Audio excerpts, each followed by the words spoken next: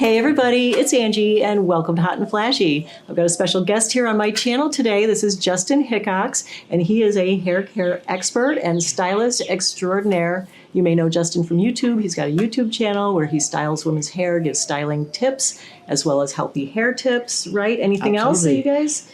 We focus on helping people look more youthful. All right. That's kind of the game. Well, that's what we're all about here on Hot and Flashy. We love to look a little more youthful, our best selves at any age. There you go. And what we're here today to discuss is thinning hair in more mature women. And did you know that up to 2/3 of postmenopausal women suffer from some kind of hair loss or thinning hair?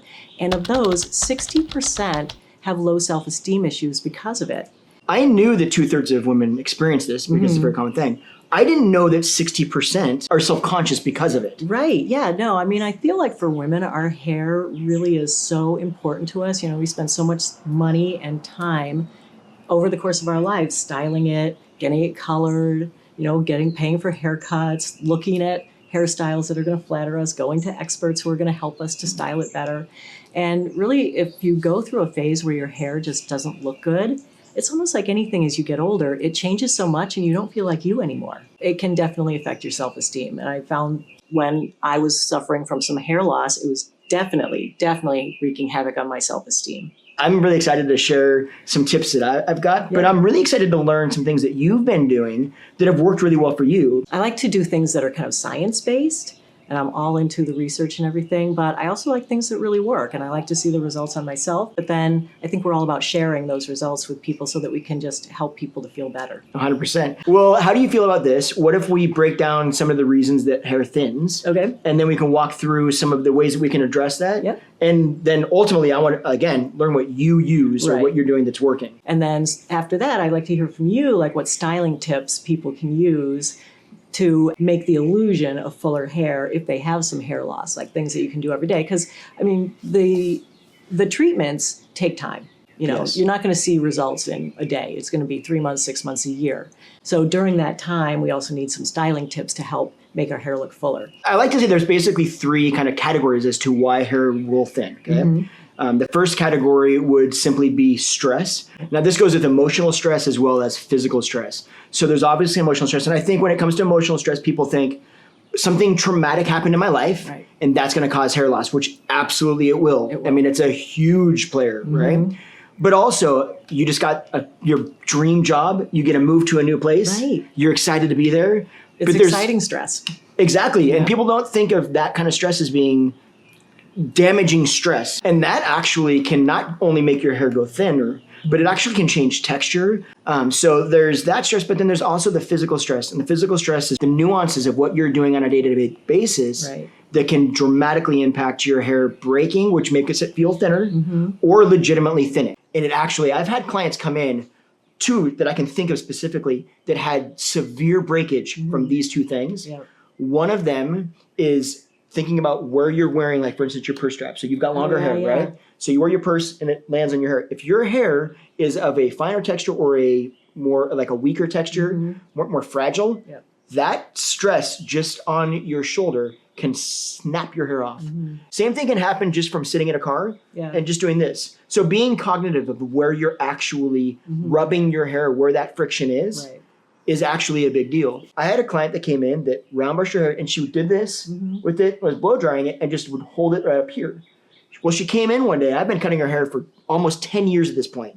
She came in and she looked at me and said, "What did you do to my hair last time?" Oh no. The conditioner you used broke my hair off. And there's a spot this thick on the top of her head that was that long. But I was trying to explain, I'm like, the conditioner that I used doesn't even have the ability. If I wanted to get it to break your hair, I would not be able to get it to do that. And it wouldn't be in this one section. We come to find out the next time that she came in, she goes, "Oh my gosh, I realized what happened. I went home and I was blow drying my hair and like this, and I realized it was that stress of that hair, of that air hitting the hair strand. It melted her hair off like that, and she had a little piece of it." So paying attention to that and paying attention where the friction is a really big deal. The next kind of category is nutrition. Nobody likes to talk about this, but it's a huge player. You don't hear it about hair very often. No. And so here's an interesting thing, and I'm sure you recognize this, but I think a lot of people maybe overlook it or maybe just don't think about it.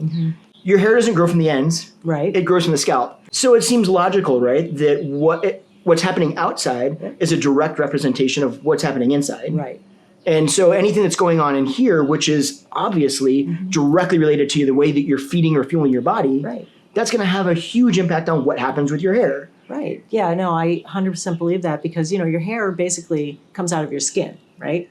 And you can feed your body food-wise so that your skin looks better. Exactly. You can eat salmon and antioxidants and all this great stuff, and that's also going to affect your hair follicles as well because those are part of your skin system. So the healthier your skin is, the healthier your body is, the healthier your hair follicles are going to be. It's dead on. Like you really don't, I think it's easy for me to overlook. I don't think about it. Right. You generally don't think, oh, there's something going on with my hair. How's my nutrition playing into that? Yes. Yeah. People just don't think that way. And it's not the sexy result, right? It's not here's a pill to fix this or here's this. The only way you really address that is, you need to feed your body the nutrients it needs. But honestly, if you want like the best advice I think that we could give about how to keep your hair healthier, fuller, less fallout, right? In general, exercise, eat healthy, and do yoga or something. Breathe. Take 5 minutes to yourself to de-stress.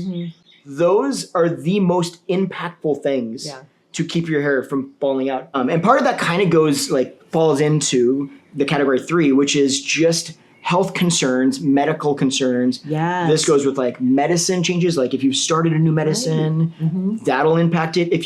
People think, I don't know if you've ever maybe met somebody that went through chemotherapy, lost all of their hair, and then maybe they started with thinner, finer hair or straight, and it grew back and it was spiral curls. Right? That shows you how much what's going on in here is affecting what's going on out here. Yeah. So anytime if you feel like you're experiencing hair thinning, one of the first things, like if somebody sits in my chair, one of the first things I'm going to ask them is, one, how's your iron levels? Have you had them checked lately? Right. And many times they say, why? Yeah, right. Right? And you say, no, that can dramatically affect your hair growth. You need to go to the doctor and have them look at it and see what they say. Many times they find out, oh, I got my blood levels checked. My iron is low. The doctor prescribes some sort of iron supplement. Right. They start taking it and they see a huge improvement on it. You know what's interesting about that? A lot of the multivitamins that women take, they have these over 50 vitamins. And I noticed that they take out the iron. Which blows me away. Wait. Yeah, it would definitely be something that I would have checked at very least because it definitely can play a role. But then aside from that, there's a lot of other medical concerns. So if you are experiencing it, there's 8 different forms of alopecia. There's just things that happen that could be a direct impact on why your hair is thinning. Yeah. So in those scenarios, you definitely do. You want to seek medical attention, not medical attention, but you want to see medical help. Yeah, you want to see a doctor and have them diagnose you before you start doing more at-home things, like if it's severe. Menopause will have a direct effect, and many times it can be hormone replacement or just hormones changing. Right. All of those things impact it. Yeah, so a few years ago, when I first started becoming menopausal, I was in perimenopause, and I noticed my hair was just really thinning. And a lot of older women, our way of thinning hair is usually along the part. And I didn't have that. I had more of the male pattern baldness part where I was thinning at the temples. And every time I put my hair in a ponytail, I was like, this looks terrible, because I had these literally almost bald patches up here. I was like, no, oh my God. So I started only wearing my hair down. And, talk about affecting your self-esteem. I was like, my hair is so thin, it's so flat. So the first thing I did was started researching what you could do at home to help regrow your hair a little bit. And I started researching red light therapy. So there's this thing called low-level laser light therapy, quadruple L. The studies on it are really good. And so they use lasers at a certain red light wavelength, and it penetrates the skin. And it brings more blood flow to the skin. And it does a number of different things. I love red light for my face as well. I use a red light therapy mask for my face for anti-aging.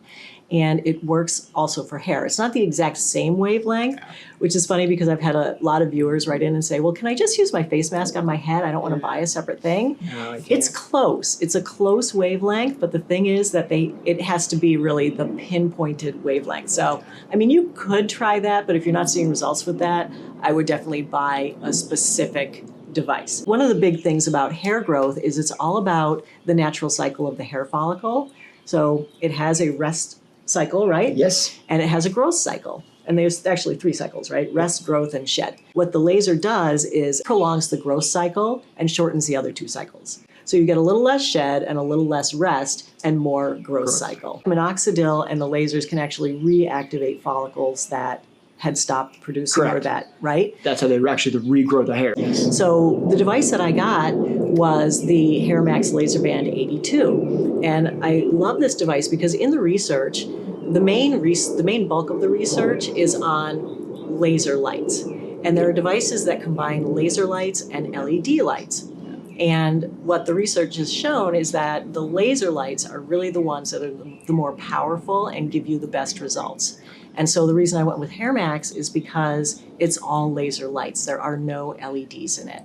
So there are studies that are done on lasers plus LEDs, and they do show that you get about the same results as lasers alone. But there are no studies on just LEDs alone that show any results. So I'm like, I think they're putting them in there just so it looks like you have more lights, but really it's a less effective treatment. And I'm not saying that they can't be effective over time, but the difference is in the time that you have to spend doing the treatment. So if you have like the one that I do, the headband, it's much smaller, but it's a 90-second treatment. And I That's have huge. 90 seconds a morning to do this. I don't have half hour, 40 minutes. And it's great. And I've seen just really great like hair growth, like up here in my temples, like it was really like bloop. And now it's all filled in. I can wear a ponytail again and I like it. So for me, it's more convenient. It's also less expensive, which is so funny. Yeah. But I love that. And then just a couple of years ago, I added in some minoxidil. So minoxidil is like the #1 topical treatment. It is also proven in the studies that it works. And traditionally, it was used by men. And there is a women's version of minoxidil, but that only has 2% minoxidil in it. You want the 5%. Basically, what they did is they made it a women's version that was less strong, 2%, but they said to use it twice a day. The men's you only have to use once a day. Because the thing is with the minoxidil, it's not pretty. It is so not pretty at all. It makes your hair feel dirty. It makes it look dirty. It weighs it down. Yep. And if you're going for volume, you don't want something that's going to make your hair look dirty and weigh it down. Exactly. So you're supposed to use it every night. I actually don't because I can't wash my hair every day. I only wash my hair like twice a week. So I only use it the night before I'm going to wash my hair. There you go. I've noticed that the combination of the minoxidil plus the laser has really amped up the hair growth in those areas. Like I saw some decent results with just the laser alone, but after I added the minoxidil, it just took it to the next level. And there's actually studies on that. They've actually studied minoxidil plus the lasers, and it shows that it's a more effective treatment. Okay, so there's so many things that I love about this. One, I feel like I don't need to be in this video because No, she of is course you do. 100% an expert on this. Doing the deep dive into figuring out Yeah, not I'm just such a nerd. does this work. But that's fantastic because that's what needs to happen. Mm-hmm. But being able to do it in 90 seconds, Right. It's so easy. to me that's a game changer, and especially the lack of LEDs and it's just 100% laser. Yep. So you're getting a better treatment in shorter time. Yes, and she's not the first person that's mentioned the 5% versus the 2% minoxidil. Yes. Definitely, like 5. They'll sell it to you as though you need the 2% because you're female, Right. and it's no, it's 5%. Use it. Even all the dermatologists that I watch on YouTube, they're all like, don't bother with the 2%, get the 5%. or they have the oral, Yeah.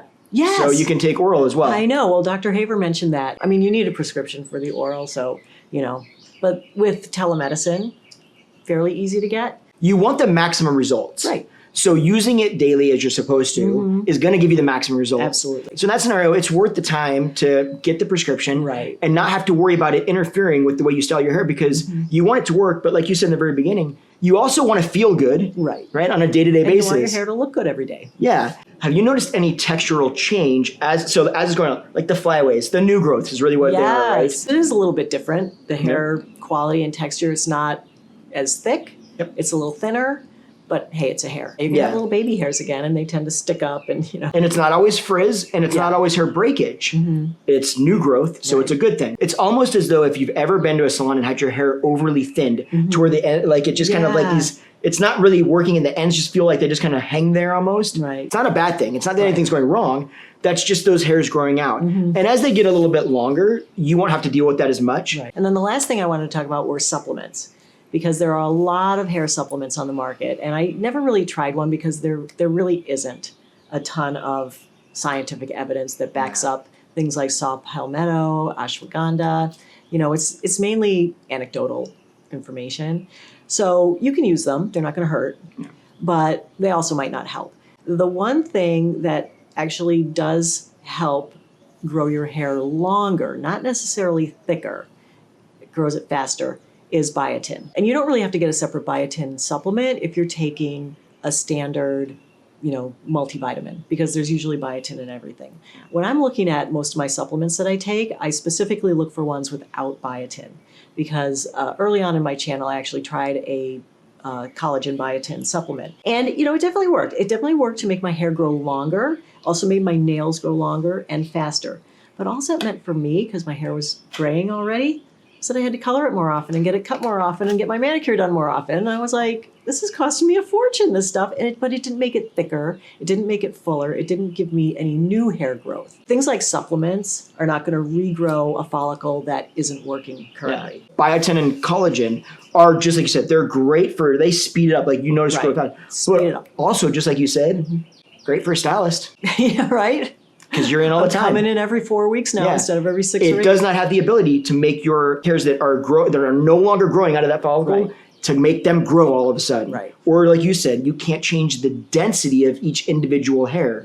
So at that point, you're just getting it longer. If that's what you're trying to do, you've got already full hair, you're happy with the density, and you just want to see it get longer, then absolutely, I will die on the hill that collagen makes it grow faster. Yes. Like that is a mountain I will go to. 100%. Let's go into the styling tips. Absolutely. First of all, let's just talk about how you create more volume. Right. And then we'll talk about different ways after that you can kind of create the illusion of more density in your hair. If you're starting to shampoo your hair and you're going to style it, the first thing you need to do is make sure that you're using a product, because there's a lot of people out there that don't like the feeling of product. Right. Like, I don't like it in my hair. I want it to feel soft.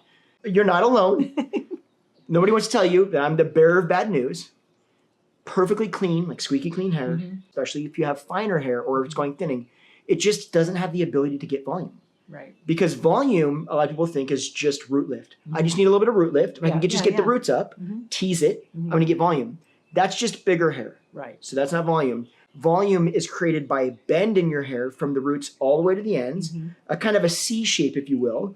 That's how you create true volume. Volume creates shape in your face. So it accentuates specific things about your face that you want to accentuate. Oh, I'm having a light bulb moment. I'm sorry. Are you? Yes, because my definition of volume is root lift, big on the top, and then it's weird down here. Exactly. And what you're talking about is that beautiful hair shape, which I can't get in my blowout, but every time I go to my hairdresser and she does the sectioned, she gets that C shape and it comes out so good. And I'm like, if I could have my hair look like this every day, I would love it. Yep, 100%. And you can, you just need somebody to walk you through that process. Right. One of the best ways that you can create more volume in certain areas or more shape is to take volume out of other areas. So one of the first things I say, if somebody doesn't like volume like yourself, I don't want just tall hair, right? But I want to have the illusion of volume on top. What do? Well, if you feel like your hair is too flat in one area, for instance, on top, look at the sides. The wider the sides are,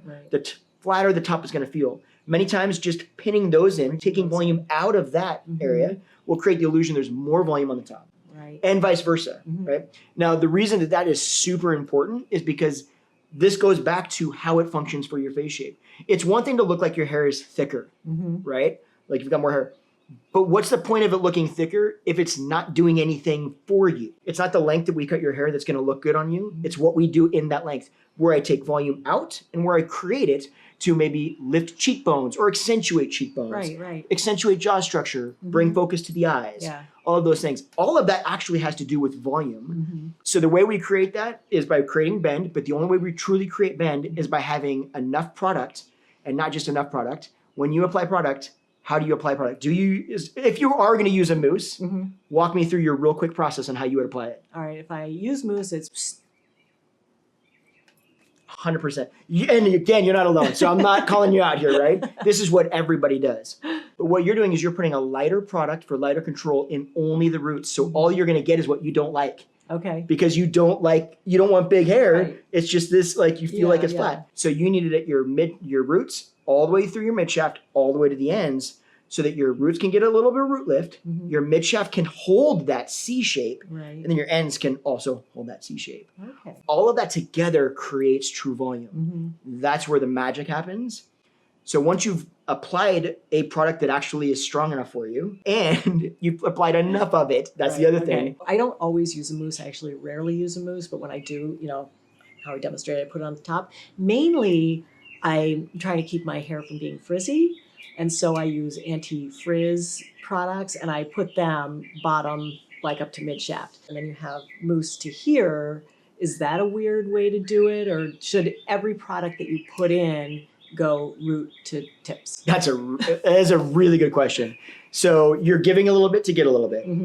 Okay, so I typically say that any like silicone-based product like that, heat protectant, most like leave-in conditioners, anything that can weight a hair down, then you don't really want it on the roots. Right. So the key really is finding a heat protectant or anti-frizz product that can protect your hair, that can coat your hair, protect it, that doesn't weigh your hair down so much that it overdoes the product or overshadows the product you're using to create volume. And then apply the mousse everywhere. Okay. And usually at that point, you're okay. So you start there, you add the product. Then you dry your hair. Everybody's heard dry your hair upside down to get that root lift. That does work really well.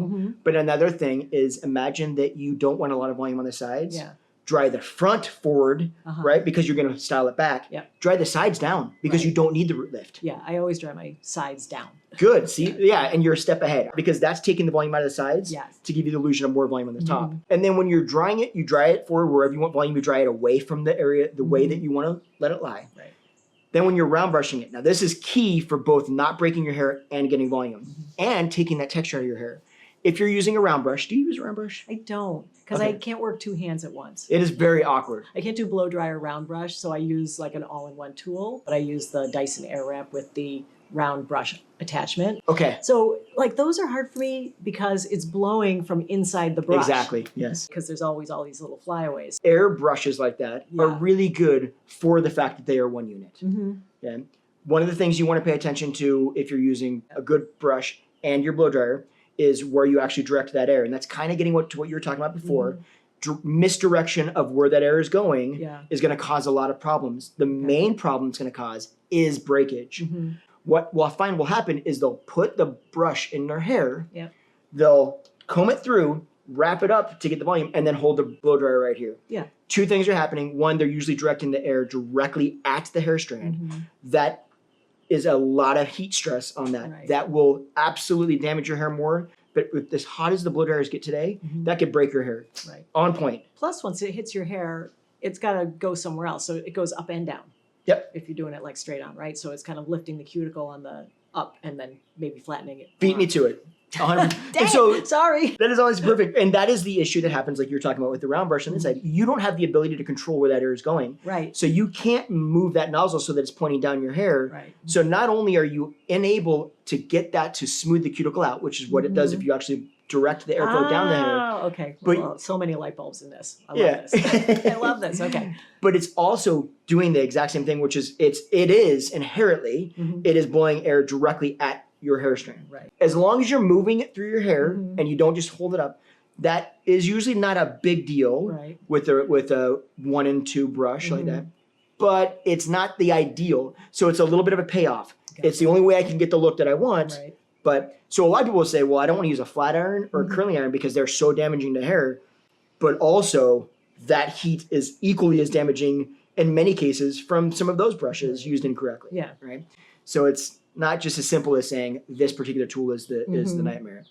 If you're using a flat iron or a curling iron, same kind of thing. If you roll it up and you hold it there, anytime your hair is sitting on that, obviously we both know that's not moving.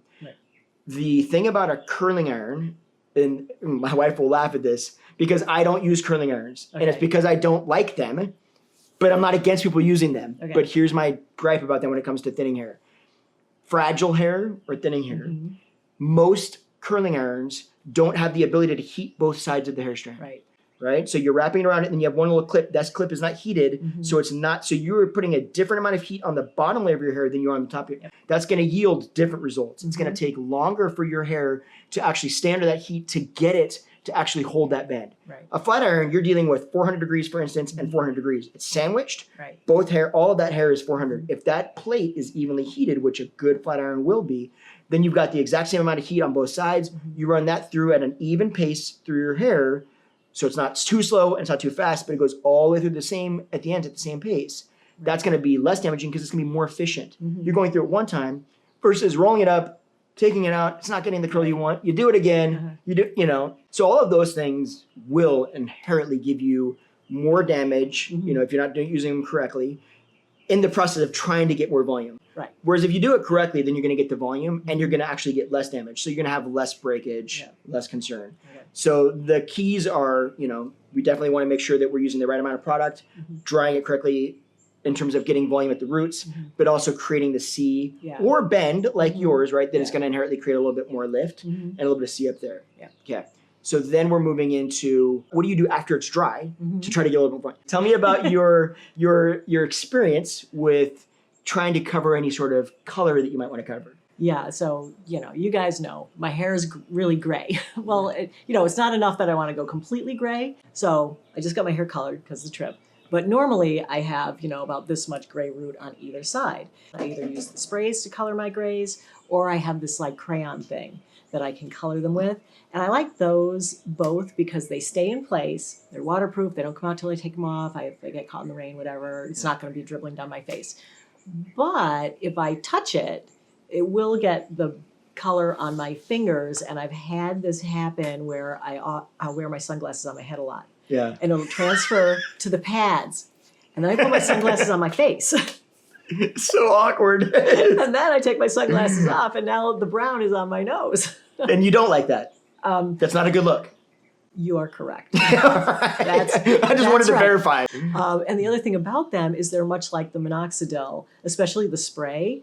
It doesn't give your hair any shine. It's a very dull, flat look, and it weighs it down. Exactly. And so right at the part where I want to get maybe a little bit of volume, it makes it very flat. Exactly. And I like the crayon a little better because it has a little bit more sheen to it, and it isn't quite so flat and yucky feeling. Actually, unrelated to color, I found some things, right, that I actually use. I use them on my hair to make it look thicker and more dense, and that's what they were originally used for. But they also could totally work to cover the gray as well. So if you've got thinning hair and it's gray and there's a part line, then twofer for you. Right. And they actually do. And I know you're going to be like, I don't know if I'm going to like it or not. I'll show you what it is. But these things have actually been really good. So you can get them. They're called from a brand called Topic. Okay, they're hair fibers and they're legitimately meant to make your hair look thick. So for guys that are like male pattern baldness and thinning back here, I use them. You can't tell. And that's the point. You're not supposed to be able to tell. Right. And all they do is they actually spray on their fibers. They come in all different kinds of colors. So they've got like all different colors, blondes, browns. You can mix them and match them. I actually mix a white and a black together because. So I'll just mix them, shake it up, and then they come like this. Have white. So even if you have gray hair and you don't want to color it, you can still add more volume to it. Add more density to it. It'll create the illusion of more thickness, right? So they typically come like this where they just kind of you can kind of see that, right? Where it's just like a powder. So typically, I don't like using these applicators. So I bought this, which they sell. Yeah, that seems messy. Yeah, these are way easier. And you can literally just go like this and spray around. Or on your part, you would just literally spray up and on the part. They don't wipe off on your hands like you think they're going to do. So it's kind of like all of the issues or concerns that you are having just are not present with these. Oh, wow. But they're made to make your hair look thicker. It just so happens that they also could be used to cover your hair. Cover gray. Or cover the gray. Yeah. So to me, brilliant. They're like my favorite thing. If you've got a cowlick in the back of your head, like a lot of women do, right? And it just splits and you cannot control it. That is when you use these. You spray that dark. You don't see it near, because what you see in those scenarios is either your color or your scalp, and that's the frustration. But if you can paint that up, you don't notice it. All of a sudden, it feels like your cowlick isn't even there anymore. So it's none of these, I don't think it's any of these tips in particular that is going to save the day. I think it's like a collective of all of them that will make a big impact. Right. Justin has a ton of styling videos on his channel. I'll leave the link to Justin's channel below, as well as maybe a couple of your best, like how to blow out your hair for more volume and hold. And of course, all the products will be linked below too. So thank you so much, Justin, for being here with us today. It was so much fun. This was great. So thank you guys, as always, for being here as well. Thanks for watching. If you enjoyed the video, found it helpful and informative, don't forget to hit the like button, subscribe to my channel, subscribe to Justin's channel as well. And so that'll do it for today's video, everybody. Thanks so much for watching. We really appreciate your time, and I will see you in the next video. Take care, everybody. Bye-bye. Bye.